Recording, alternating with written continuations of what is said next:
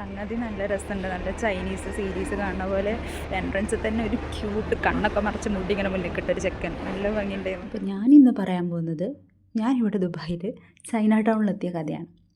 ദുബായിലൊരു business expo, അത് കാണാൻ പോയാൽ 100 ദിർഹംസ് ഇങ്ങോട്ട് തരും. 100 ദിർഹംസ് എന്ന് പറയുമ്പോൾ നാട്ടിലെ 2500 രൂപയാണ്. അപ്പോൾ ഏതൊരു മലയാളിനെയും പോലെ ഒന്ന് പോയി നോക്കാമെന്ന് ഞാനും കരുതി. ഞാനിവിടെ ഒരു എക്സ്പോക്ക് വന്നതാണ്. 100 ദിർഹം ഫ്രീ കിട്ടും, എക്സ്പോയും കാണാമെന്ന് വിചാരിച്ച് രാവിലെ തന്നെ ഇറങ്ങി ബസ് മാറി കയറി ChatGPT ആൾക്കാരോട് ചോദിച്ച് അവസാനം ഞാനിവിടെ എത്തി. ഒറ്റ മനുഷ്യനെ കാണാനില്ല, പരിചയമുള്ള ഫുൾ ചൈനക്കാരാണ്. പരിചയമുള്ളതെന്ന് ഞാൻ ഉദ്ദേശിച്ച മലയാളികളെയാണ് കേട്ടോ. കുറച്ച് കഴിഞ്ഞപ്പം മലയാളികളും ഇവിടെ ജോയിൻ ചെയ്തു. ഞാൻ പ്രതീക്ഷ പോലെ കുറേ സ്റ്റാളുകളിലൊക്കെ കയറി ഇറങ്ങി നടന്ന് ഞങ്ങൾ അവസാനം അവിടുത്തെ ഇനാഗുറൽ സ്റ്റേഷനിലെത്തി. UAE വന്നിരിക്കുകയാണെങ്കിലും ചൈനക്കാർക്ക് ചൈനീസ് വിട്ടിട്ടൊരു കളിയില്ല.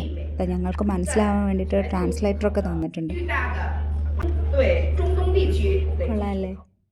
അങ്ങനെ 2 മണിക്കൂർ ചൈനീസ് പ്രസംഗമൊക്കെ കേട്ട് സ്റ്റാളുകളിൽ നിന്ന് കിട്ടി ഗിഫ്റ്റൊക്കെ കളക്ട് ചെയ്ത് അവസാനം 100 ദിർഹം കയ്യിൽ കിട്ടിയപ്പോൾ ഓൾ സെറ്റ്. എന്തായാലും ദുബായ് ഫെസ്റ്റിവൽ സിറ്റി വരെ വന്നതല്ലേ, ഒന്നവിടെ കറങ്ങി കളയാമെന്ന് വിചാരിച്ചു. കൂട്ടിന് എനിക്ക് ഒരാളെയും കിട്ടി.